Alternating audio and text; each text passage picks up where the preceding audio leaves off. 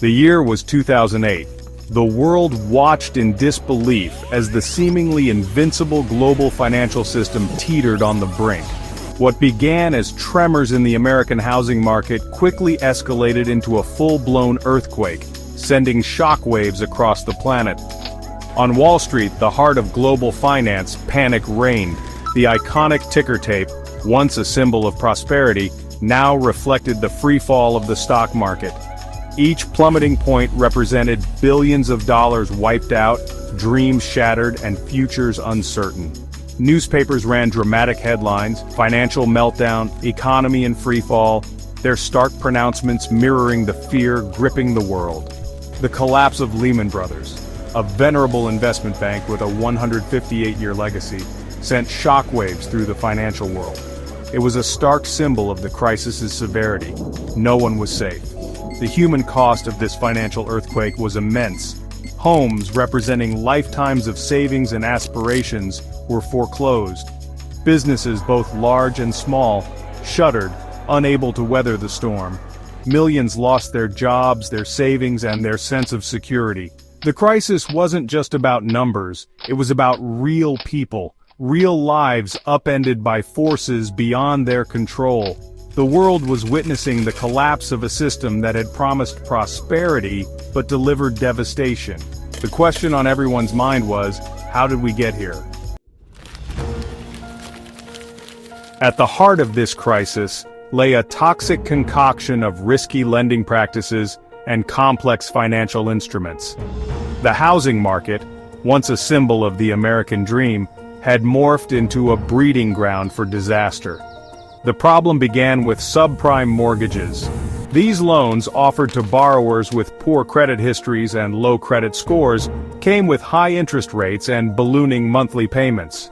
Lured by the promise of homeownership and fueled by lax lending standards, many individuals took on mortgages they could ill afford. Adding fuel to the fire were complex financial instruments known as credit default swaps. These were essentially insurance policies on mortgages, but they were traded like any other financial product. Investors, blinded by the allure of high returns, piled into these swaps, betting on the continued rise of the housing market. What they didn't realize was that they were playing with dynamite. The housing market, inflated by years of speculative buying and easy credit, was a bubble waiting to burst. And burst it did. As interest rates rose and adjustable-rate mortgages reset at higher payments, defaults began to surge. Suddenly, those subprime mortgages weren't looking so attractive. The domino effect was swift and brutal. As defaults mounted, the value of mortgage-backed securities, which had been packaged and sold to investors worldwide, plummeted. This triggered a chain reaction that rippled through the financial system, bringing banks to their knees and pushing the global economy to the precipice. Behind the cold, hard statistics of the financial crisis lay countless personal tragedies. John, a construction worker from Ohio, had finally achieved his dream of owning a home. He'd taken out a subprime mortgage, enticed by the low initial payments. When the interest rates shot up, John found himself struggling to make ends meet. He eventually lost his home, joining the millions of Americans facing foreclosure. Maria, a single mother working 2 jobs in Florida, had invested her life savings in what she thought was a safe retirement plan. She had no idea that her investments were heavily exposed to mortgage-backed securities. When the market crashed, Maria saw her retirement dreams evaporate overnight. Stories like John's and Maria's played out across America and the world. The crisis exposed the human cost of financial recklessness. It highlighted the devastating impact of a system that had prioritized profits over people, greed over responsibility. The faces of those who lost their homes, their savings, and their livelihoods served as a stark reminder that behind the abstract financial jargon were real lives torn apart. Their stories demanded accountability, justice, and a commitment to prevent such a catastrophe from ever happening again. The tremors of the financial crisis emanating from the United States quickly escalated into a global earthquake. The interconnectedness of the global financial system meant that no country was immune to the fallout. European banks, heavily invested in American mortgage-backed securities, found themselves teetering on the brink. Iceland, a small island nation with a highly leveraged banking system, experienced a complete financial meltdown. Ireland, once hailed as a Celtic tiger for its economic boom, saw its property bubble burst, plunging the country into a deep recession. The crisis exposed the vulnerabilities of a globalized world, where financial shocks could spread with lightning speed, leaving a trail of devastation in their wake. Emerging markets, which had enjoyed a period of robust growth, also felt the heat. As global demand plummeted, commodity prices crashed, hitting exporters of raw materials particularly hard. The crisis underscored the fact that in our increasingly interconnected world, financial instability in one part of the globe could have far-reaching consequences, impacting the lives of millions far removed from the epicenter. Section 5. The Long Road Back, Recovery and Its Discontents. The immediate aftermath of the crisis saw governments around the world scrambling to stabilize their financial systems and prevent, well, a complete economic meltdown. Central banks injected trillions of dollars into the global economy, slashing interest rates and providing emergency loans to struggling banks. Governments implemented massive stimulus packages, investing in infrastructure projects and providing tax breaks to boost spending and create jobs. While these measures helped avert a complete collapse, the road to recovery was long and arduous. The crisis left deep scars on the global economy, leading to years of slow growth, high unemployment, and increased inequality. The recovery was uneven, with some countries and sectors bouncing back faster than others.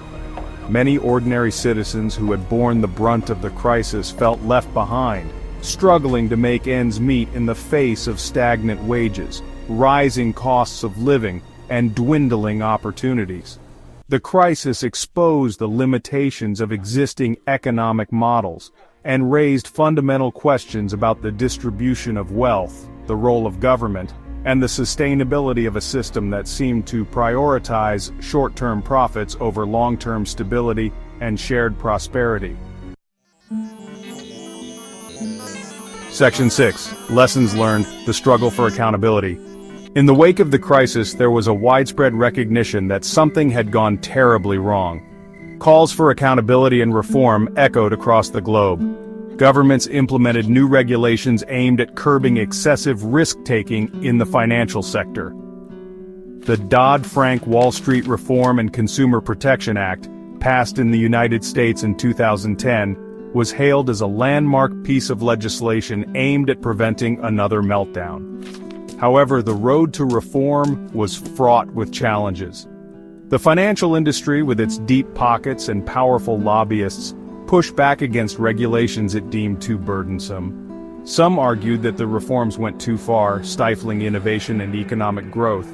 Others argued that they didn't go far enough, failing to address the root causes of the crisis or hold those responsible accountable. The struggle for accountability and reform continues to this day. The question remains, have we learned the lessons of the 2008 financial crisis, or are we doomed to repeat the mistakes of the past? Section 7. Preventing the Next Crisis, Rethinking Regulations. The 2008 crisis exposed the inadequacy of existing financial regulations. It highlighted the need for a more robust and comprehensive regulatory framework. One key area of focus was strengthening capital requirements for banks. By forcing banks to hold more capital in reserve, regulators aimed to make them more resilient to shocks and reduce the likelihood of a systemic collapse. Another area of reform was increasing transparency in financial markets. The complex and opaque nature of many financial instruments, such as credit default swaps, had made it difficult for regulators to assess risk and for investors to understand what they were buying. Regulators also sought to address the issue of too big to fail. The crisis had demonstrated that the failure of a large, interconnected financial institution could have catastrophic consequences for the entire system. To mitigate this risk, regulators explored ways to make it easier to wind down failing institutions, without triggering a wider panic. The goal of these reforms was to create a more stable and resilient financial system that served the needs of the real economy, rather than the other way around. Section 8. Financial Literacy, Empowering Ourselves. While regulatory reforms are crucial for preventing future crises, individual responsibility also plays a vital role. The 2008 crisis highlighted the importance of financial literacy, the ability to understand and make informed decisions about personal finances. Many individuals had taken on mortgages they didn't fully understand, enticed by low introductory rates and the promise of easy credit. When the housing bubble burst and interest rates rose, they found themselves in over their heads. Financial literacy empowers individuals to make responsible borrowing decisions, manage debt effectively, and plan for the future.